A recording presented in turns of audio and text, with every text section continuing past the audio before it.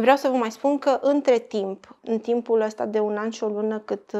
noi am avut după tratament, au mai fost și alte persoane, cunoștințe de ale noastre aici la clinică și nu neapărat doar pentru autism. Persoane cunoscute nouă care au făcut tratament pentru autism, la fel au rezultate destul de bune. Avem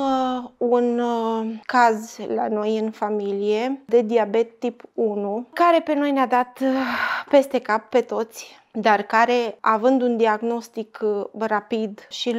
luând legătura cu Linden Clinic, au venit și au făcut tratament cu celule STEM pentru diabet și finuțului nostru acum îi merge destul de bine. De la un tratament